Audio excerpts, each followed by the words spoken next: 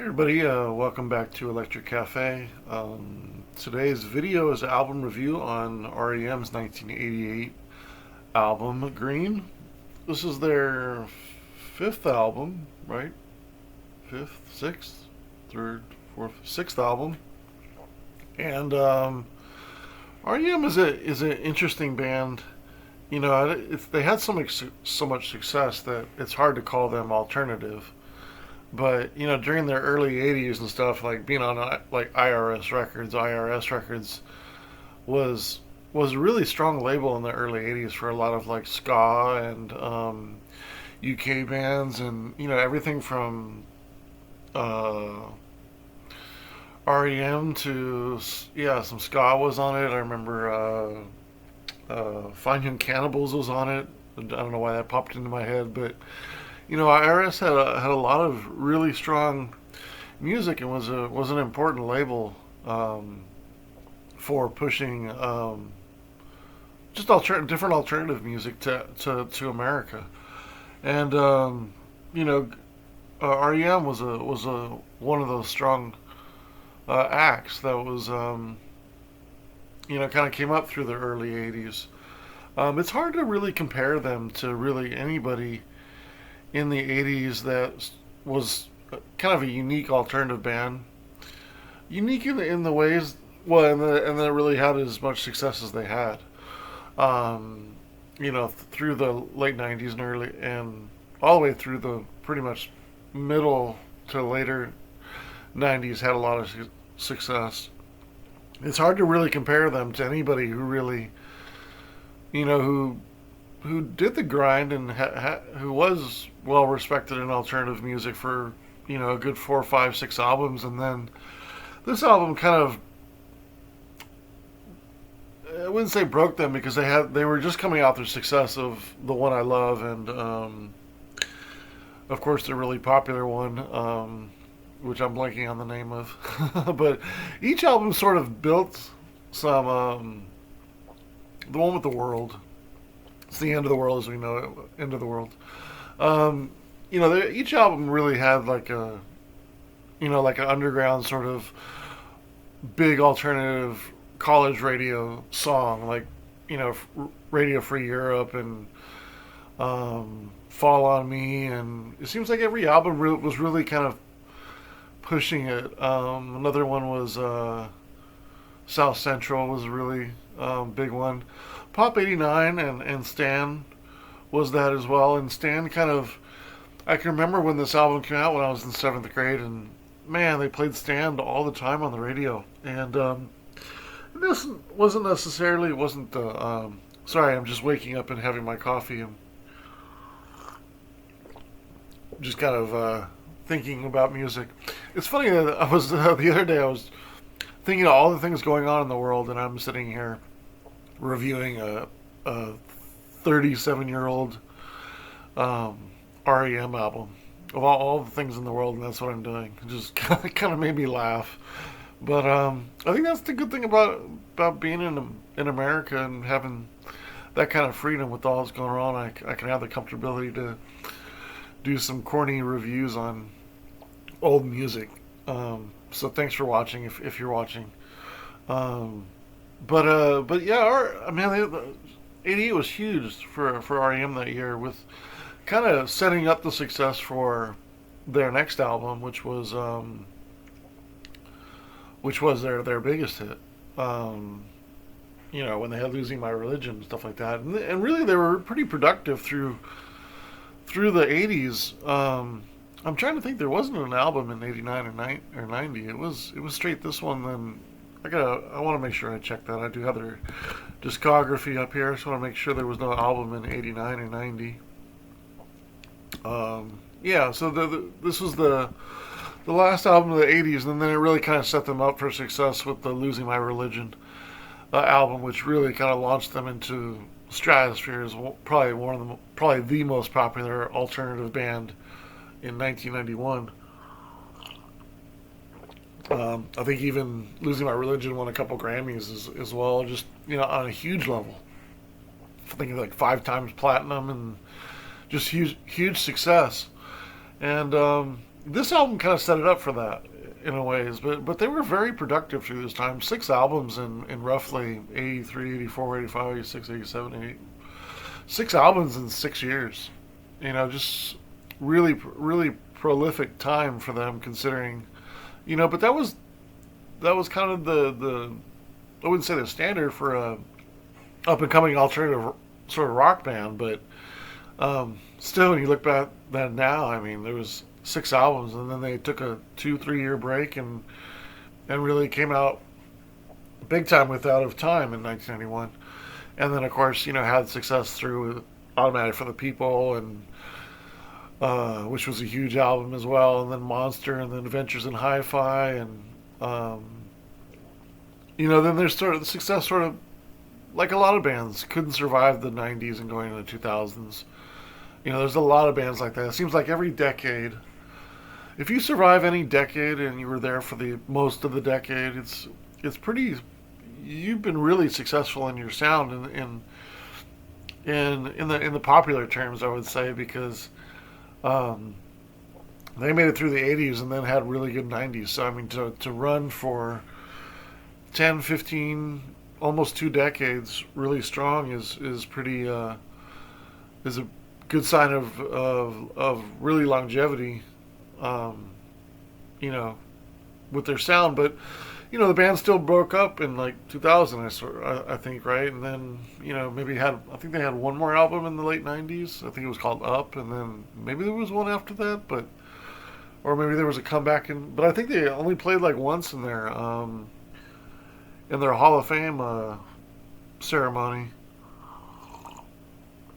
And then I think recently they did a show for something, but it was like the first time in like 17 years. So, the band's not really around anymore. And I think to some people, it's kind of it's interesting because some people, Michael Stipe, his voice kind of, or maybe his, I think he kind of graded people the wrong way, with his, putting his political views and, social opinions on people, like famously, like when he did the Grammy acceptance speech and MTV's on MTV and stuff like that, and their videos and stuff like that, just kind of may have graded some people wrong or badly. Especially people maybe in like harder rock or something like that probably thought of like R.E.M. as sort of kind of I don't know how you say, just kind of wimpy, kind of not much. I wouldn't say there wasn't much substance, but maybe the music really was kind of didn't have a lot of aggression or substance. And I don't mean substance as far as message, because I think everybody would say R.E.M. has some message in there, but um, just like not the most heaviest music, not the most thought provoking or aggressive music, and just probably saw a lot of hate from real more aggressive like hard rock and alternative rock fans. And I don't think R.E.M. really fit in with new wave either. You didn't really see a lot of people that liked Depeche Mode or The Cure and then liked R.E.M. R.E.M. kind of by the middle 80s was kind of becoming, I wouldn't say popular, but maybe sort of creating their own niche in a way, but also kind of standing out, and kind of coming from a sort of, wouldn't say punk attitude, but post-punk kind of, the vibe of early 80s bands was just, even if you were alternative like this, you were sort of, an alternative band, I mean, you weren't like very poppy, but R.E.M. could write kind of pop songs, of course, but still, even though they were pop, they were kind of pushing the envelope as far as a unique pop, and sort of that has to do with the song sort of feeling like kind of like ballads and jingles mixed together. And then Michael Stipe's voice was so unique. I think what's his name? Was it Mike? Yeah, Mills. I really like his bass lines. His bass work was unique. And I think a lot of times Beck's, I can't remember his first name. Is it Rob or James? I remember one of those. by Beck, the guitar player. I want to get his name right because I'm not good with names all the times. Uh, Peter Buck. That's right. Peter Buck. His guitar playing is kind of underrated. I think so. As far as like making some instantly recognizable riffs, like Orange, Orange Crush is just an amazing riff.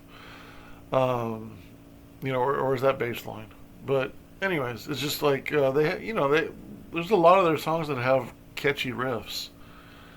Even like Losing My Religion, it has a good riff. Stan has a good riff. It's poppy, but you know what I mean. It is what it is. But REM for me, I've never been a huge fan. I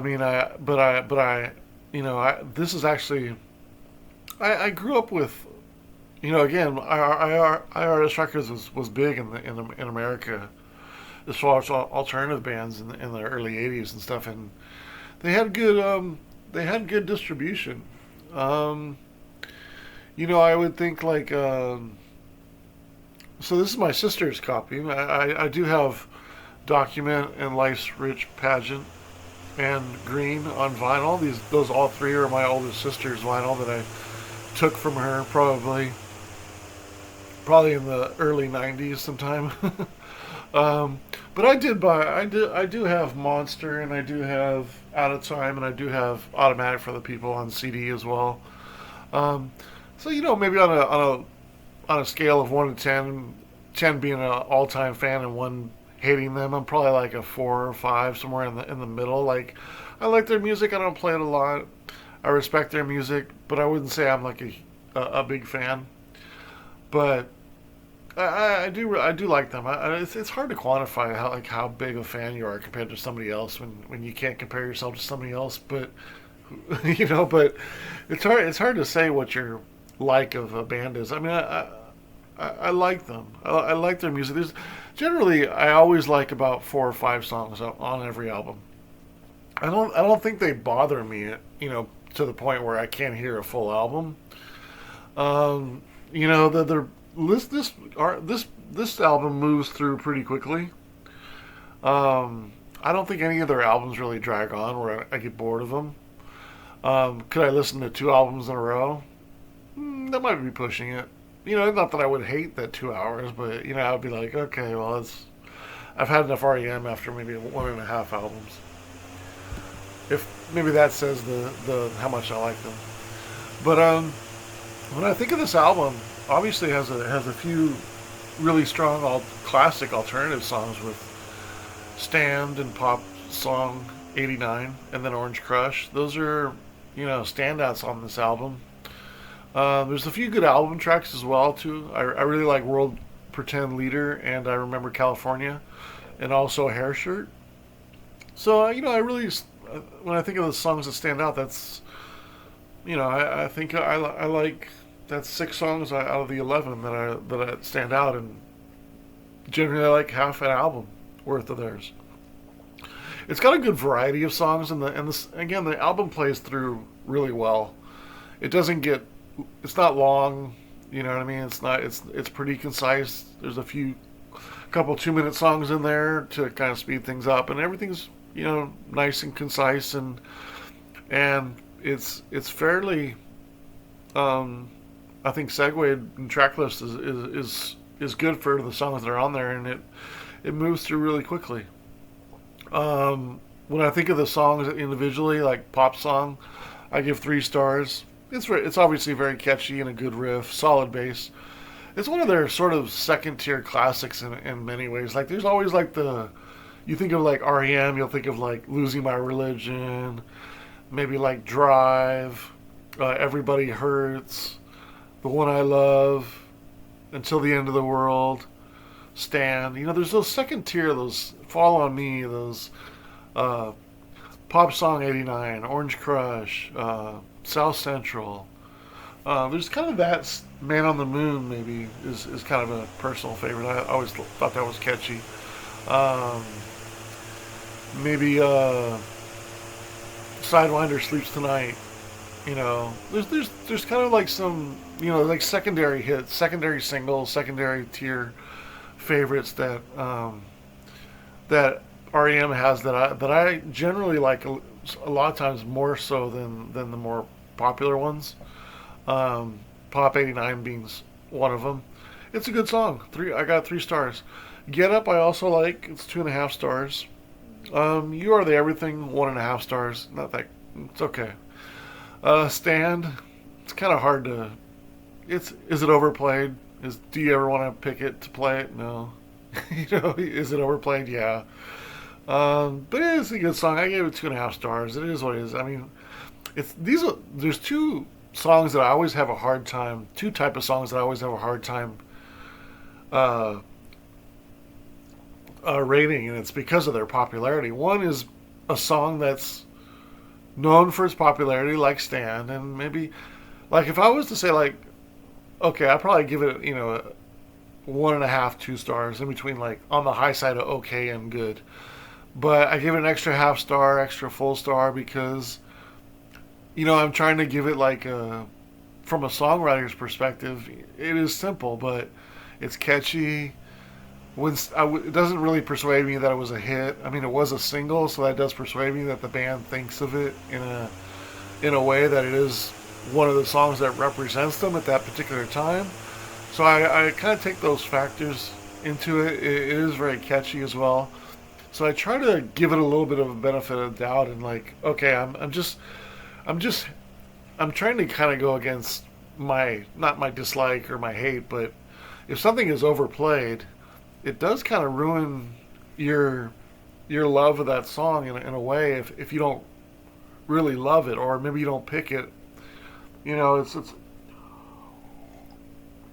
like when I think of the favorite Cure songs, I don't think of Just Like Heaven right away. I think of my favorite Cure songs, right? So that's kind of an example. If Just Like Heaven or Love Song wasn't played a lot, it still wouldn't be my favorite because it's more of a pop 3-minute song.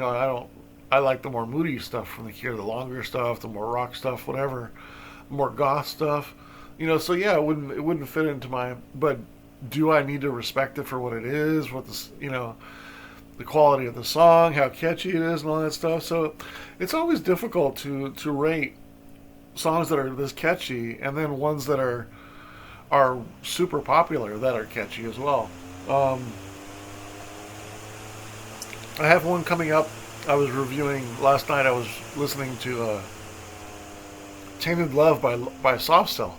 That's a really difficult one to rate. So some of these songs, like Stand, are difficult to rate.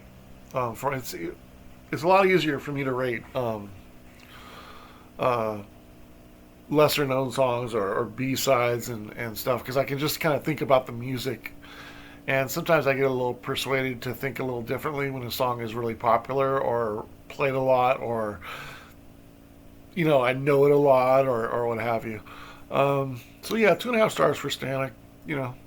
World Leader, Pretend, I do like a little better. 3 stars. I like the bass line, the harmonies, the violins. It's a nice mix, and I really like the background vocals. The Wrong Child, it's a good song. 2 stars. Orange Crush is my favorite song on here. It's just the bass, the riff, the verses. It's just really kind of probably the most kick-ass R.E.M. song they ever made. Excuse me. The crescendo at the end is great. I gave it 4 stars. It's just I remember when this album came out, and my sister used to make me mixtapes, and this was, I think, up to this point, this was the only really at the time, and I got to appreciate REM as the next couple albums came out, but they were really, I was into electronic music in 86, 85, 86, 87. So when my sister had Life's Rich Pageant and Document, none of those songs really caught on. I remember she did put The One I Love and The End of the World on a lot of our mixtapes, and we used to go out skateboarding and play mixtapes, and those are two that I always heard, but it wasn't really until I heard Orange Crush that I was like, I really liked that song. Like it was kind of catchy, and sometimes my sister would put like, kind of outliers like, Big Audio Dynamite or Um, I'm looking at some of her cassettes because she recently, like a couple years ago, she sent me some of her cassettes. And there's like Dream Academy, there's Bryan Adams, Thompson Twins, Till Tuesday, Corey Hart, the Bangles, um, Howard Jones, uh, Colorfield. You know what I mean? There's like some '80s stuff that, um, she sent me. The Pretenders are in there, and what else? Yeah, Dream Academy, Violent Femmes, Oingo Boingo. Some I like better than others. Some of those. I mean, all of those I like. I can listen to, but not all of them I love. But she would always like put some of those songs like on a mixtape, and just to kind of, because she used to make so many mixtapes for us. For me and my brother when we were like 8, 9, 10 years old, and that was she was one of the big reasons why I kind of got into music was her exposing me to music when I was like 7, 8, 9 years old, and that's when my love of music really started. Didn't start, actually started even earlier than that when she had a Blondie record when I was like 4 or 5 years old. I remember playing that like it was yesterday. I think I've told the story before once, but on a video. But since I'm mentioning it, I had two records when I was either 4 or 5 years old. I had a Fisher Price turntable, and I had a Queen record, and I had a Blondie record. It was Parallel Lines, and the Queen record was, which was a huge song at the time in 1980. So that's why I want to know it was I was 4 years old in 1980. A Crazy Little Thing Called Love, and I put on the Queen song, and I took it off. Then I played the Blondie record, and I played that whole album, and that was the turning point right then. And I can think of it like it was yesterday. I can picture myself putting those two records on and taking off the Queen record and never playing it again. And the Blondie album blew my mind. It had hip hop in it. It had disco. It had punk style. It had rock and roll. It had dance music. It had flair. It had. I mean, Queen is just. I respect Queen, but to me, Queen is just like opera rock. I mean, it's just not for me. I like a lot of Queen songs. Don't get me wrong, but it's really not my style of music. But Blondie, wow. I mean, Blondie was a catalyst for me having wide ranges to really, even at 12 years old, like Orange Crush, even though I was more into electronic music. So, I mean, Blondie was so important for me, and then my sister as well, for making me these mixtapes and having these and buying these records and buying a lot of European music even then. Um, really early on, before I was even like old enough to almost remember stuff. Like, I mean, I was just, I was growing up with the Smiths and Human League and Billy Idol and stuff, even before I can remember, like 5, 6, 7 years old. But I do really remember that one moment when I was like 4 years old, and we had MTV when I was like 5 or 6. Um, I don't know if any of you guys are as old as me, but man, we used to when we were kids, everybody used to lip sync in those days, and we would do like I was always the guitar player, my brother was always the bass player, and my two older sisters, they were always the singers, and so we always did like lip syncing and stuff like that when we were really young. Like we were on MTV in those days. It's kind of funny. But yeah, Orange Crush, man, just probably one of their best. I think one of their best songs they ever did. Definitely one of their most kick-ass songs. If they ever did a kick-ass song, it'd be Orange Crush. 4 stars. Turn You, and then it goes to Turn You Inside Out, which is my least favorite song on the album. I gave it a half star. I just said nah. That was my comment. Nah. Hair Shirt. I like the harmony in this song. It's 2.5 stars. I remember California. I don't. I was playing this album and I was like, I don't remember this song very much, and because I hadn't played this album in a long time. I mean, I don't necessarily play my R.E.M on vinyl all the time, the 3 albums I do, but I do play occasionally the ones on CD a little bit more, and because I play them in my car. I still got a 6-disc CD changer in my car, which is awesome. Um, but I really had forgot about the song. I remember California, but I was really surprised to and find it. It's a little darker, which I find really interesting because you don't get really any darkness in or any kind of more moody stuff in REM. And this track kind of has that.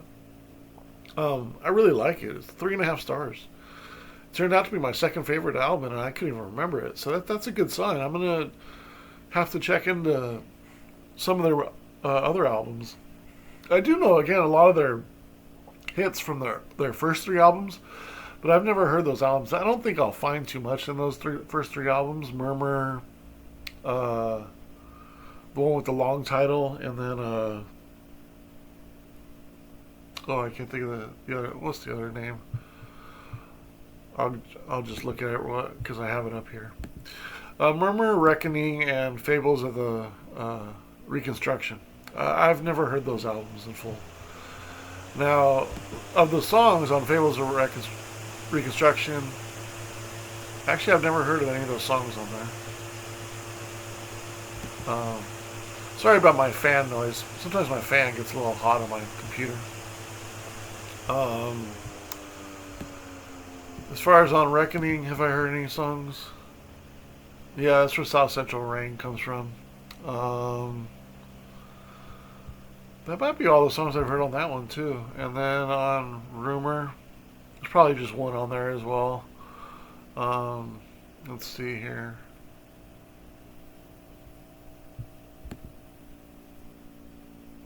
Radio Free Europe's from there. Yeah. So that was Radio Free Europe. Yeah. So I've just heard one on each of those first two, and none on the third one. So I'll have to check those out. But I think those are going to be a little bit more towards maybe less melody. But I'll still eventually check them out. And then the last track, Untitled, I gave it 2.25 stars. Pretty good song. So overall, 27.25 stars divided by 11 is a 2.47. So I feel, pretty confident about giving it a 60. It's a good album. It's right at the bottom of good album. Um, but it's probably I don't think any REM album for me would get into the 70s and be like a very good album. Maybe Automatic for the People. Out of Time might be in the middle 60s. Um, I don't think Monster would be in the middle 60s at least. So, I feel confident this is probably one of the top 3 or 4 REM records. Um, but I don't think any would really get into the 70s per se. Maybe Automatic for the People. I do really like Automatic People. Um, I know probably Everything Hurts and maybe Drive kind of grates people the wrong way, but I really respect those songs. Um, and I was 16 years old in 1992, so I was all about anything alternative in those days. But yeah, that's my overall review. As far as the bad of the album or opportunities, maybe just a few better songs, but nothing else really about the production or it's an enjoyable album. Again, it moves through really quickly and again I like 6 or 7 out of the 11 songs. So I think it's a good album. I'm just curious if what you think of this album, and maybe what's your favorite REM album, and what's your top three songs from this album. Mine is Orange Crush, I Remember California, and probably World Leader, Pretend. Those are my 3 favorite songs from this album. Alright, thanks so much for watching.